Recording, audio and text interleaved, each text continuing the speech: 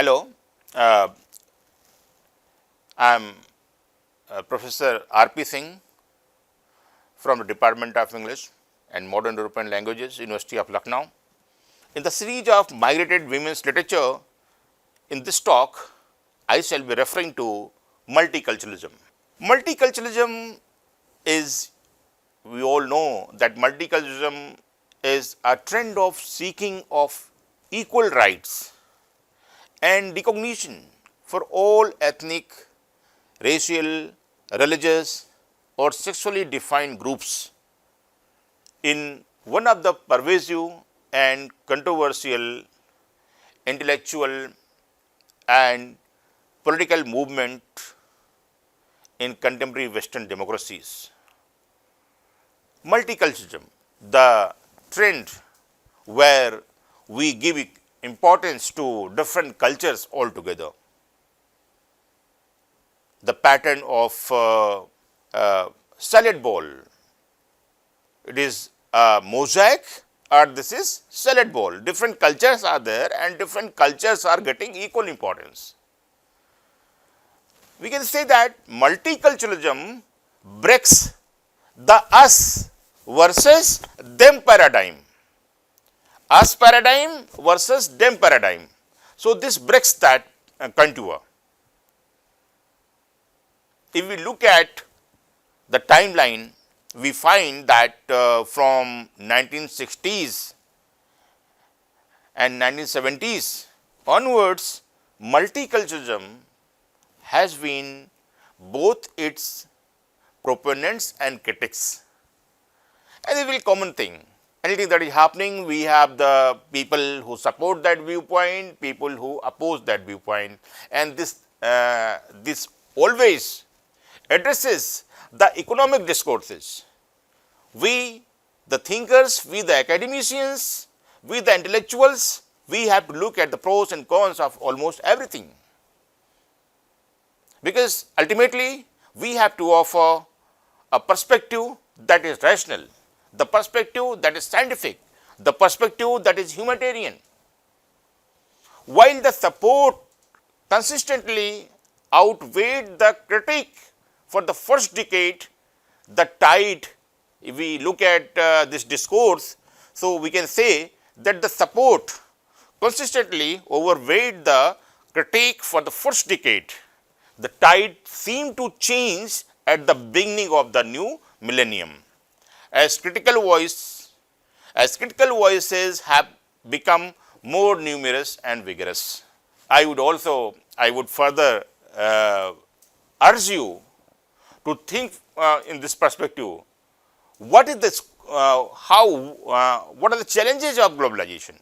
In globalization, how multiculturalism fits in? In globalization, how the individual identities are seen? In globalization, how multiculturalism is being observed as a significant trend. The critiques have, in this line, further when we move ahead, we find that the critiques have increasingly merged into a growing chorus of concern and of a popular refrain about the failure, decline and even death of multiculturalism. Somehow, multiculturalism, there are critics like Kemlika, who has written in 2012 that multiculturalism as a political philosophy. How it is a political philosophy? It is a cultural issue or a political philosophy? In fact, multiculturalism is criticized for numerous reasons. Numerous reasons are there. It may be economic, as we have we study normally in migration, because when migration is there, migration also entails a lot of problems, lot of concerns, lot of issues to be taken care of, lot of factors to be associated, to be dissociated, and this also affects somehow the trend of multiculturalism. We can see that numerous regions are there that are criticizing the multicultural perspective, because in the postmodern time, if you look at the trends of postmodernization, we see that local histories are emerging. There is no grand tradition. There is the local identities. If you go by the ideas of the critics like Linda Hutchen, who say that culture with small c or culture with capital C, history with capital H or history with small h. So, when fluidity is there, polyphony is there, the identities are being put forward. So, in that case, there are different factors for criticism, there are different factors to be associated.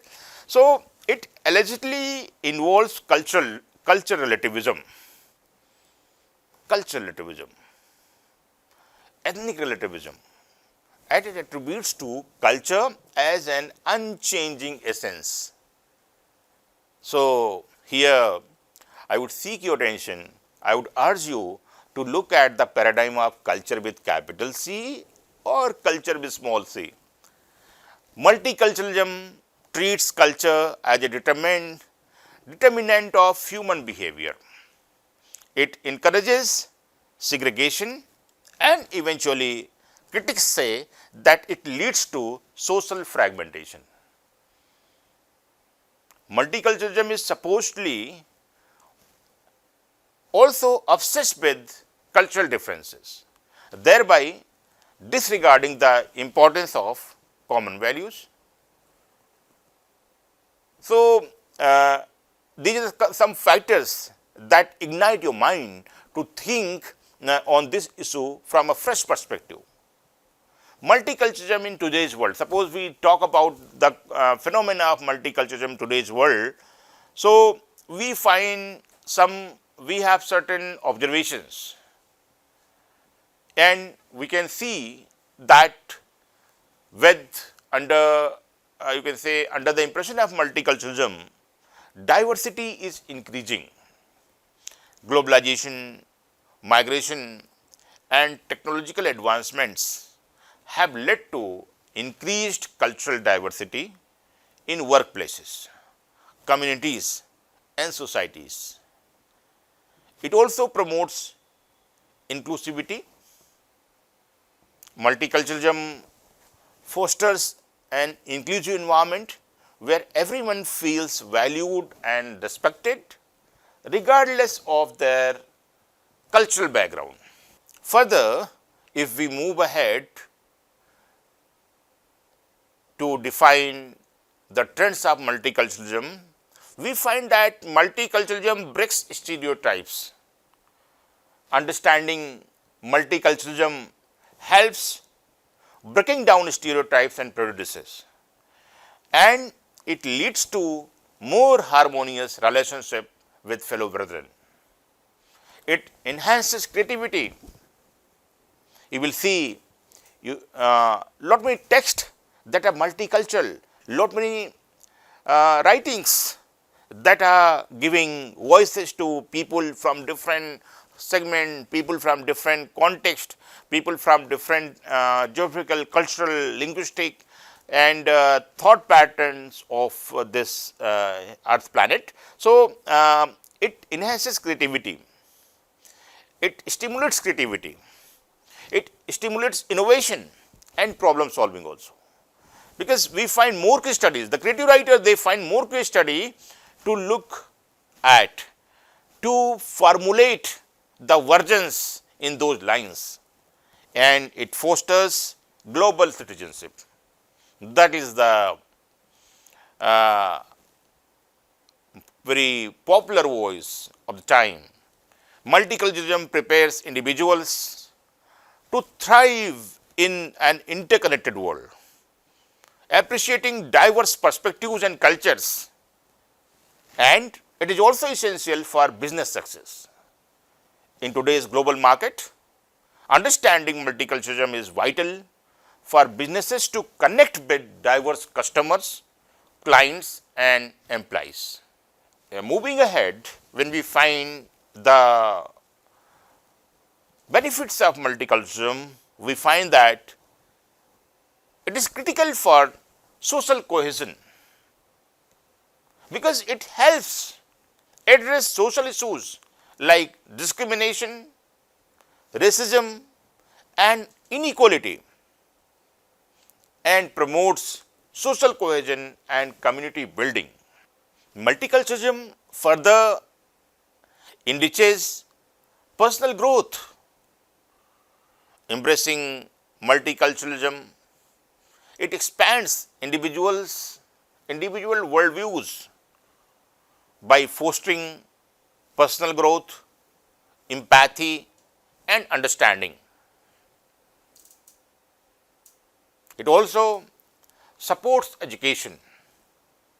Multiculturalism enhances education by incorporating diverse perspectives, promoting critical thinking, and preparing students for a globalized world. And thus, it is vital for peace and understanding. In an increasingly interconnected world, understanding multiculturalism is essential for building bridges of understanding and of promoting peace. I would like to offer you a case study of multiculturalism with reference to the society and culture of Canada. Because you will see, Canada is a successful multicultural, social and national setup, and it offers a prime example of a successful multicultural society. With the population, we all know that with the population of over 37 million people, Canada is a mosaic of diverse cultures, languages and religions. The country's commitment to multiculturalism has been a key factor in its social cohesion, economic prosperity and international reputation. If we go back to the timeline of multiculturalism in Canada, we find that in the year 1971, I repeat 1971, Canada became the first country to adopt multiculturalism as an official policy. We can easily associate this topic with migrated women's literature. If we look at the early beginning of Canadian literature, we have the women Catherine Partel and Susanna Moody who came to Canada and they settled there, and by their writing, Roughing It in the Bush and Canadian Settlers Guide, how do they face different problems, and their concerns are articulated over there. So, as I was referring here, that in 71 Canada became the first country to adopt multiculturalism as an official policy, and this was a response to the country's changing demographics and the need to address the concerns of multicultural immigrant communities in that land that we call Canada. And this policy aimed to promote equality, diversity and inclusion. When we look at this multicultural society of Canada, we see that Canada has two official languages, English and French, and provides government services in both languages. Canada has a comprehensive immigrant integration program which includes language training, job placement and cultural orientation. It celebrates its diversity through various cultural events and festivals. Multiculturalism is taught in schools for promoting understanding and respect for different cultures. Anti-discriminatory laws are there. Canada has strict anti-discrimination laws protecting individuals from discrimination based on race, religion, gender and sexual orientation. And you see, this patterning of a multicultural society in a land has certain benefits also. It is leading to this immigration and this multiculturalism policy, the policy of multiculturalism, their association with the mainstream It has contributed significantly to Canada's economic growth, with many immigrants starting their own businesses. Canada's diverse cultural landscape, we all know that there are francophone parts, anglophone parts. Diverse cultural landscape has enriched the country's arts, literature, music and cuisine also. And lot of social cohesion is also seen. Multiculturalism has promoted social cohesion, with Canadians proud of their diverse heritage. And Canada's commitment to multiculturalism has earned it a reputation as a tolerant and inclusive society. There is, and then moving ahead, we find that the literature and cultural product, they are also quite rich. But we cannot deny the fact that there are some challenges as well. There are indigenous issues and the pattern of indigenous reconciliation. Canada is working towards reconciliation with its indigenous people, addressing historical injustices and promoting greater representation and inclusion to them.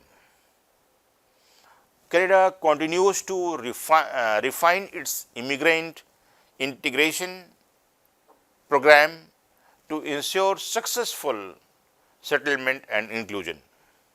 So, looking at this successful multicultural society is a result of its commitment to diversity, inclusivity and social cohesion. By embracing its diversity, the multicultural society of Canada has created a thriving social benefits from the contribution of all the citizens. So, with this example, we can see that migration and multiculturalism are closely related concepts. Just to recapitulate, we can say that migration refers to the movement of people from one country to another.